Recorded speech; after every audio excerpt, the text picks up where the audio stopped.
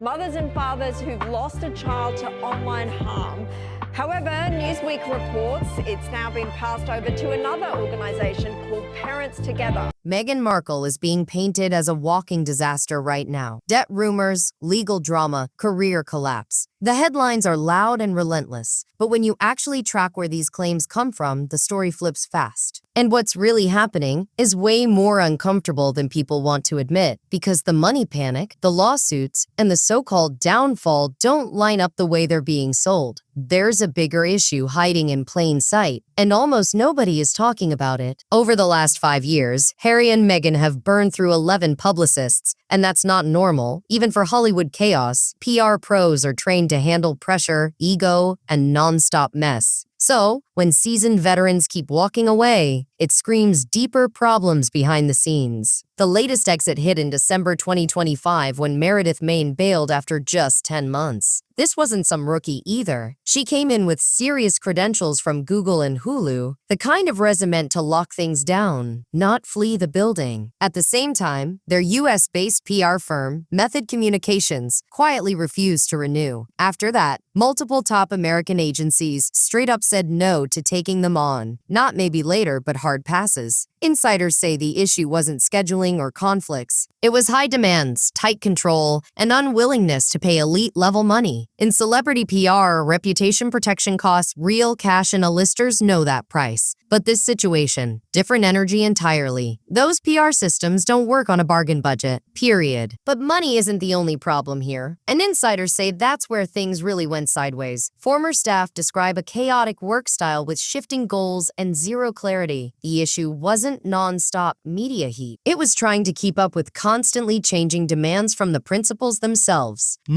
One day it's one direction, the next day it's a full pivot. No warning. Consistency is everything in crisis management. Strategies only work when clients stick to a plan and let professionals do their jobs. When priorities flip overnight, even top-tier teams get stuck playing defense instead of building anything real. That same instability shows up inside their charity, Arcule. From its launch in 2020 through 2024, at least 18 staffers reportedly exited. In December 2025, longtime advisor James Holt walked after nearly a decade, and 3 junior employees were quietly laid off right before the holidays. Now, the foundation reportedly runs on a skeleton crew, one senior figure juggling multiple clients with minimal support. Financial filings paint a rough picture too. In 2024, Archwell spent $5, $1 million while pulling in just $2, $6 million draining reserves to survive. Expenses spiked hard, largely tied to overseas trips and over $1 million paid to outside consultants, while direct charitable grants stayed relatively small. Against that backdrop, promoting a London-based communications staffer to oversee operations raised serious eyebrows. Trying to manage California-based media from the UK comes with an 8-hour time gap, and that kills fast response in US news cycles. The shift was widely seen as a money move, not a power play. And without solid PR muscle, small issues snowball fast. When there's no trusted team backing projects, selling new ideas becomes a nightmare. Negative stories sit longer, brands stay cautious, and companies don't want controversy messing with their customer base. If nobody's defending the brand, the content ends up talking to an empty room. When the couple first linked up with Netflix, everything clicked because the timing was perfect. In December 2022, their docuseries pulled 81.66 million viewing hours in its first week, becoming Netflix's biggest documentary debut ever. People tuned in out of pure curiosity. It felt exclusive, personal, and raw. But once that curiosity was satisfied, interest dropped off fast. Follow-up projects never hit the same. Live to Lead, featuring names like Ruth Bader Ginsburg and Gloria Steinem, barely registered and never cracked the top 10 anywhere. The concept wasn't terrible. The audience just wasn't looking to them for leadership lessons. Most viewers came for personal drama, not lectures on global change. Even Heart of Invictus in 2023 centered on wounded veterans and the Invictus Games, a cause Prince Harry genuinely supports, reportedly pulled only around 300,000 views.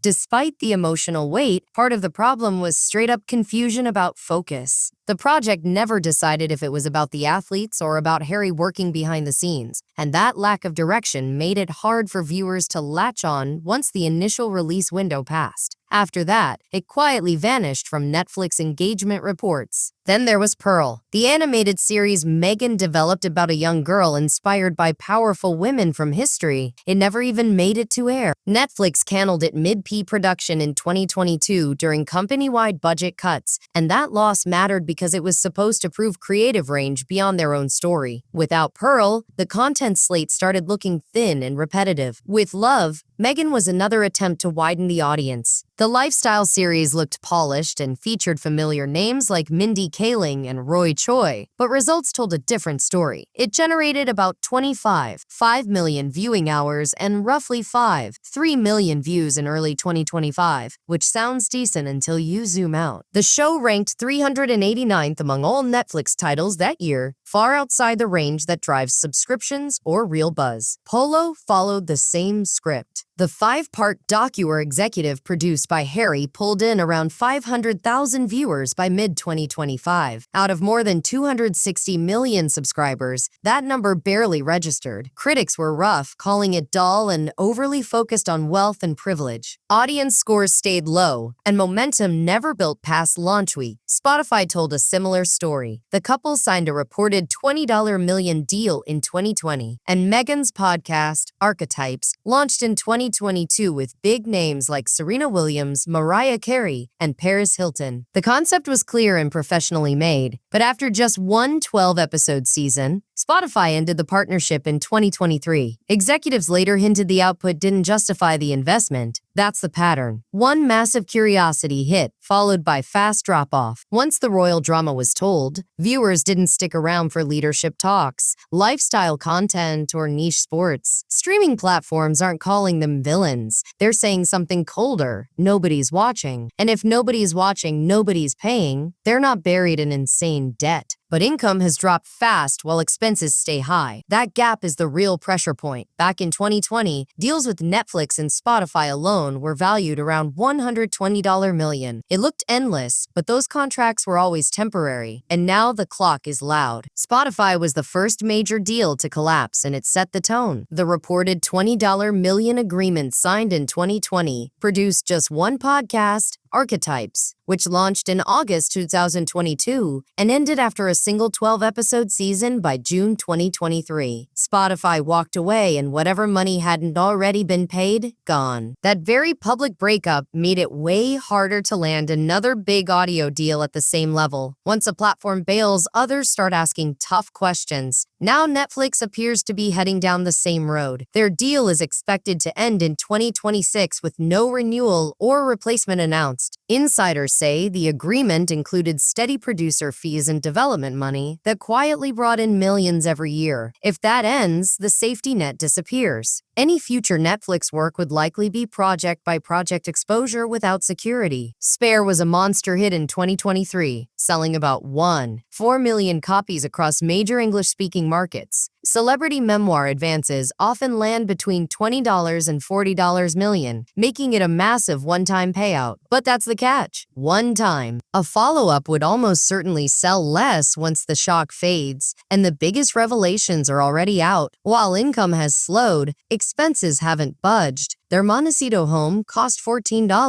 $65 million, and reportedly runs close to $1 million a year just to maintain. Property taxes alone topped $112,000 in 2023 and keep climbing. Add insurance, utilities, and upkeep on an 18,000 square foot estate, and it's like running a small hotel. Real estate experts say homes like that need full staff, cleaners, maintenance, groundskeepers all year long. Then there's security. Full-time private protection for figures at their level is estimated between 2 and 4 million annually, and some experts say even higher. That's the real pressure point. Not broke, but burning cash fast. Global visibility and non-stop controversy means security is non-negotiable. This isn't an area where corners can be cut, no matter how tight things get. On top of that, there are ongoing business and legal costs that don't disappear just because staff gets trimmed. Even with Archwell running lean, professional fees and basic operations can still rack up hundreds of thousands each year. Harry's legal fights with British media groups, plus his appeal over UK security, come with serious legal bills that don't pause. Conservative estimates now place their yearly spending between $5 and $7 million, possibly more. With major income streams drying up, they're likely dipping into savings while scrambling to build something new. Meghan's lifestyle brand showed early buzz with products selling out fast, but consumer brands take heavy upfront investment and time. Early demand doesn't equal fast cash, and profitability is never instant. Their foundation now needs funding instead of generating it, and recent restructuring points to tighter budgets all around. Speaking engagements can still pay big, but their polarizing image limits how often those checks come in. They're not broke, and they own valuable assets, but this is a familiar celebrity problem: fast money, high spending, and shrinking inflow.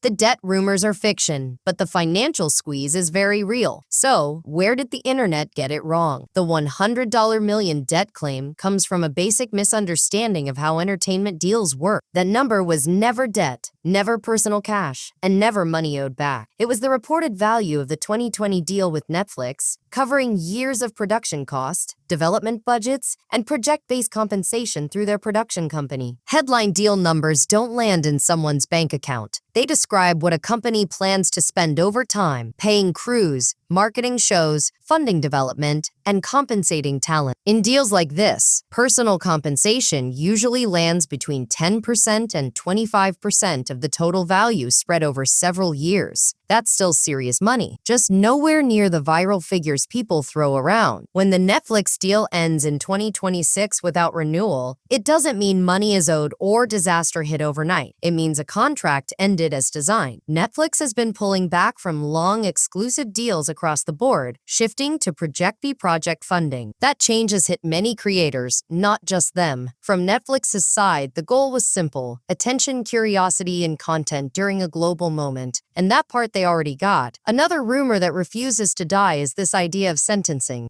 and it comes straight from legal confusion, not facts.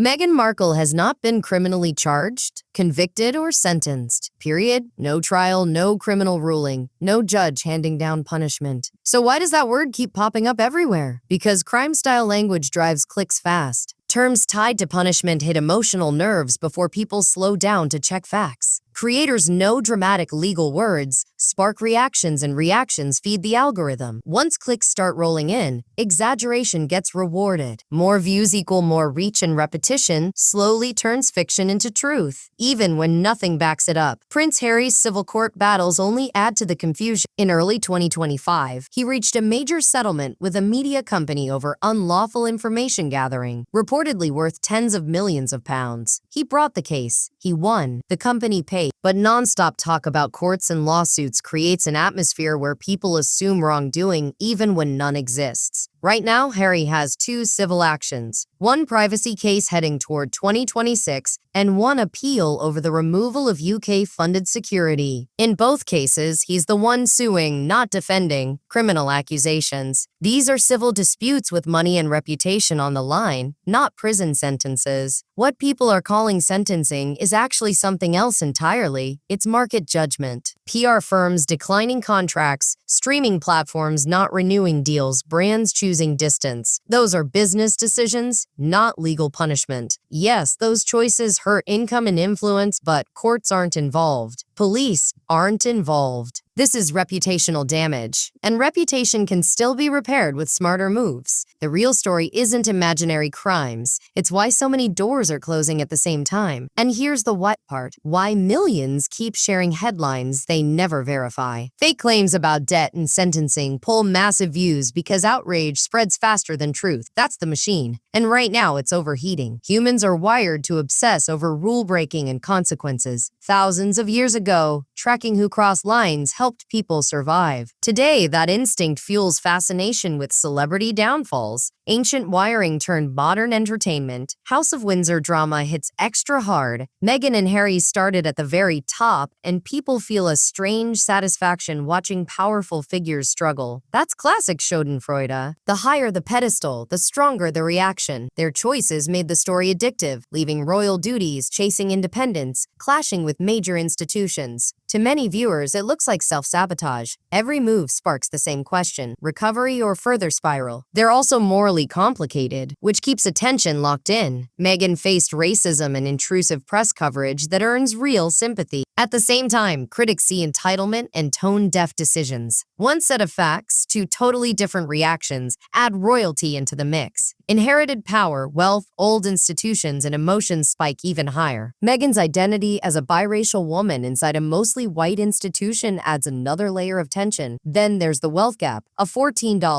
$65 million mansion and massive deals clash hard with everyday struggles. And that contrast fuels fascination and resentment at the same time. Parasocial attachment seals it. Fans feel like they know them. When controversial choices happen, it feels personal, like watching friends mess up, and that keeps people clicking and arguing. Creators know exactly what they're doing. Headlines screaming sentence or $100 million in debt aren't accidents, they're bait. Algorithms reward emotion, not accuracy. So what's actually happening? The truth sits in the middle. This isn't the clickbait fantasy of total collapse, but it's not a clean comeback either. The next 6 to 12 months are critical for Harry and Meghan. Money decisions, family ties, career focus, all of it matters. A major pressure point is Harry's UK security appeal in early 2026. If protection is restored, it removes a massive barrier to returning to Britain. That could open doors with King Charles these and allow Meghan to attend the Invictus Games in Birmingham in 2026, their first major UK appearance together in years. If the appeal fails, public absence stays justified, but it risks locking them into a permanent victim narrative that fuels backlash. Financial pressure is another ticking clock. Without new income, lifestyle cuts or uncomfortable deals become more likely. Spending millions a year adds up fast. Their kids add emotional urgency too. Family bonds can still be repaired, but that window won't stay open forever. If a turnaround happens, it'll require real change, consistency, focus, professional discipline. Another path is lowering visibility and rebuilding credibility in one lane instead of chasing everything. The most likely outcome, a slow fade, still famous, still talked about, but drifting without major wins as public interest cools. This isn't about fake debt or imaginary sentencing. It's about two people who bet everything on a strategy that didn't land and are now dealing with consequences they didn't expect. So, what happens next? Come back, reset, or quiet decline? Drop your thoughts in the comments. Like, share, subscribe, and click the next video.